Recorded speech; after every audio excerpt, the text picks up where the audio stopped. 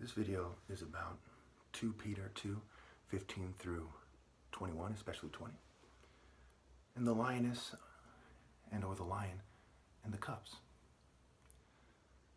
The King of Kings is like a lion who has been identified easily and early on, who is placed in a cage and prodded and provoked, while the potential cubs are being abused.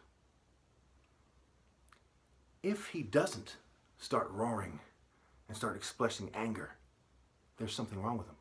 Or perhaps he isn't who he says he is. It doesn't take a genius to see what I'm getting at. Even the word Ra starts with R, A, alpha. Ra, backwards R, without the E. Who are you? Haru, A, Ra, R. Who are you? A, alpha. Okay, so let's move on now. So when we look at the cultures that are allowed, in 2 Peter 2:20, they talk about escaping a world of corruption. 2 Peter 2:20. 2 Peter 15 through 21, it talks about people being slaves to depravity. 1 John 2:15, do not love the world or anything in the world. If anyone loves the world, love for the Father is not in them. The world is corrupt. Do not love it, etc. So if a woman is actually looking for love, she actually is concerned about this. She spends a lot of times writing poetry and talking to people and complaining about men. Why would she look in this world? They've known for thousands of years that the world is corrupt. People have known that for a very long time. So why are you looking toward conformists who conform to the corrupt kind of trickery-based sex energy of this world? It's a psychological construct. You're being tricked like Psyche. Okay, she was put in a trance by Aphrodite, cursed to love the most depraved and despicable men of the world, which are the rich. The Lord is a refuge for the oppressed, not a helper of the oppressor. And there's plenty of scriptures and Proverbs and Psalms to that effect. So now let's look at where you're going to look. Well, the world has made it clear. Who the world stigmatizes the most is where you look first. In the Bible, Jesus is the most stigmatized there. They go out of their way. They're plotting on him. They're singling him out. There's a lot of criminals, a lot of stuff going on, a lot of Roman soldiers. They're like, find Jesus, set him up to die. So you look at the most stigmatized places. So what's the most stigmatized idea? The African martial arts. Why? Well, let's explore this. Isis is an Egyptian goddess of love. Okay. Her son is said to be Horus, whose original cult center was in Nekhen, okay, in southern Egypt by Nubia. In the Bible, it talks about these people from this area. They're the Cushites. They're the Upper Nile region. They're Nubia. They're Upper Egypt, which is the bottom half. Okay, that's how they slice it, because the Nile flows south to north. And Nubia. These are the Ethiopian Cushite people. These are the Igbos. These are the African people's trade route post, and they come from around the way. And just like they have representation up north in Egypt from the south, the Igbos have representation over there in Nekhen and Nubia. Open and shut, no way around it. Nahum 3:9, Cush in Egypt were her boundless strength, put in Libya were among her allies. Amos 9:7, are you not the same to me as the Cushites or the Ethiopians or the people of the Upper Nile region, O children of Israel? So now let's look at these ideas, okay? Isis, right? The falconeers, the Arab falconeers, the falcon god, Horus. The samurai, sword, right? The curved blade of the Muslim. Similar to a samurai sword, it's very similar, perhaps more similar, to the Igbo cutlass. You have the Vietnamese, right, who say, go home, black man, right? And the Black Panther Party, Black Panthers, mind you, stood up for them.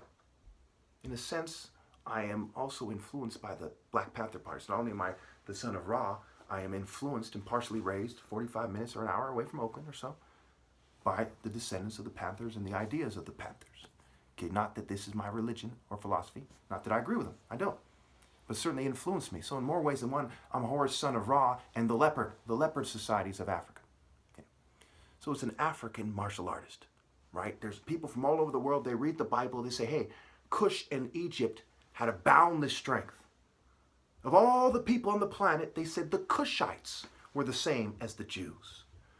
Heck, Moses took a Cushite wife and Miriam was cursed with leprosy, made pale. for speaking out against her. God said, you will not cheat the Cushites out of their rightful place, or you will be thrown out. It's that simple. So we see with the Vietnamese and the Filipinos, their martial arts are obscured, they're abused, and their women are taken and abused. Look up the Phoenix program. Is the Phoenix the same as the falcon? No. Why would they forsake the falcon for an imaginary bird? Because they live in the mind. Psyche means mind, soul, and it can mean spirit. They live in their mind. Their spirituality is psychology, trances. In their churches, they use different herbs to put you in a trance. The Christian revolutionary, like in the Irish Civil War, is also stigmatized. Which one?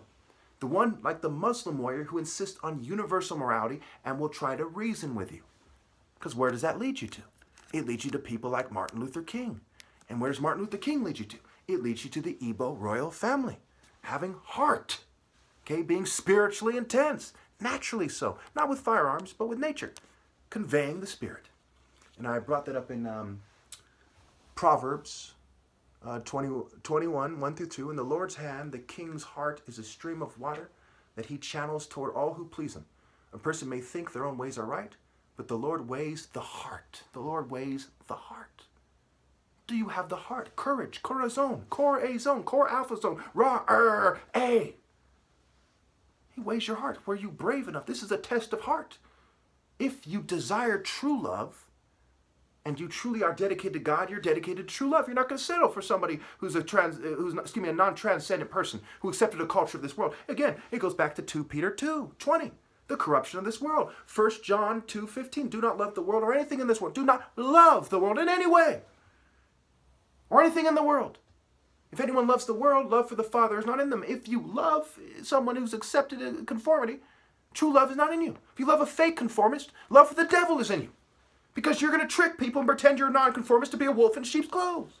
If you love the wolf in sheep's clothes, you're worse than the person who loves the wolf who isn't in sheep's clothes, because they're there to trick the sheep scientifically, with psychology. Like, again, Psyche cursed by Aphrodite to love the most despicable men in the world. The Hispanics, shout out to the Hispanic community, Japanese community. All these people that were abused by these people.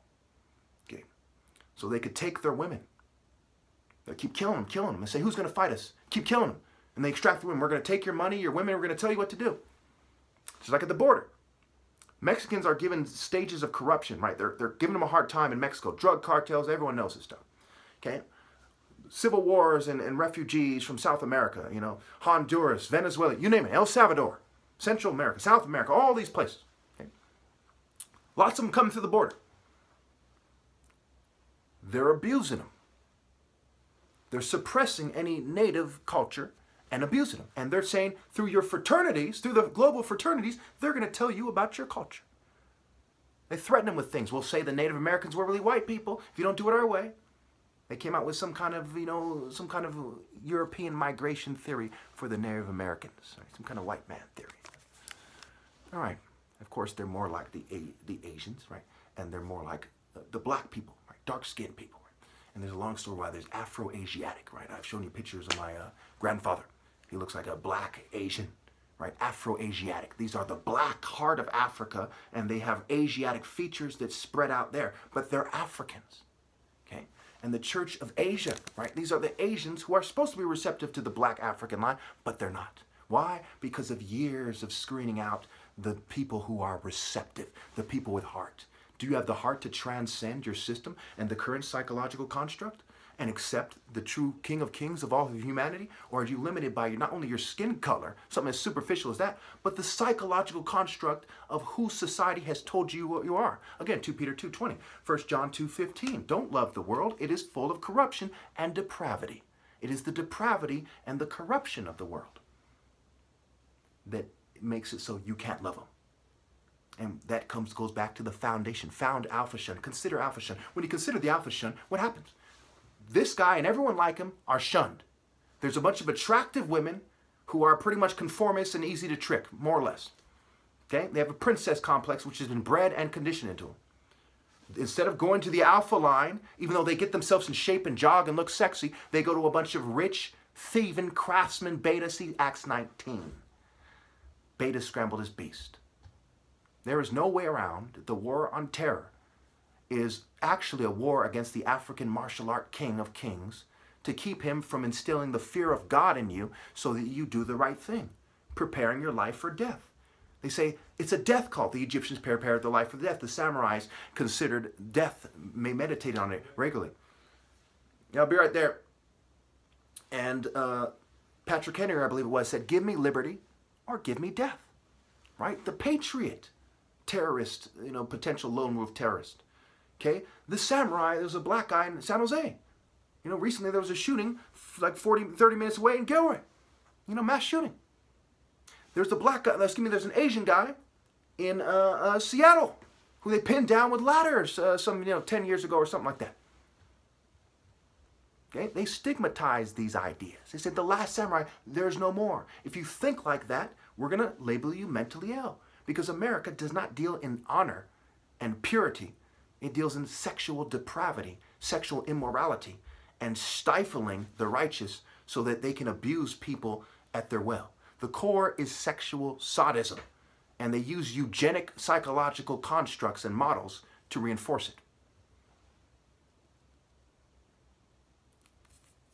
It's basically a bunch of people that are fixated, sexually fixated, and they refuse to do the right thing. They have been breeding toward desensitizing themselves to evil and abuse. And sexual sadism was one way to do it. They're creating a society where those who are more evil have the upper hand. Kind of ruthless psychopath, CEOs, for example. Now I'm going to have to, this book is sprayed and so on. It says, 1 in 5 to 20% of CEOs are psychopaths. Okay? 20%, according to their own psychology. They're reinforcing the psychological construct when 20% of the CEOs who sponsor the certain views of psychology, right? The more you donate to certain groups, right, as your social club, right? You don't have to do it directly. Do it through your social club. Do it through intermediaries, right? Do it through some kind of medium, right? Then they turn around and reinforce it. But they know that 20% are psychopaths. It's like it's communicating to you. It's like the Vietnamese saying, black man, go home. They're saying this war is a cult war of globalists, and they're telling me to go back to God and leave the world to evil. Now, obviously, it wasn't written directly to me, but this is a propaganda campaign, and the falcon flies around and looks for pertinent information, and that is pertinent information. Think about it. There's no way around these arguments. The leopard hunts, the falcon hunts. Those who abuse the potential children of God are thoroughly cursed. Well, I'll leave you with that.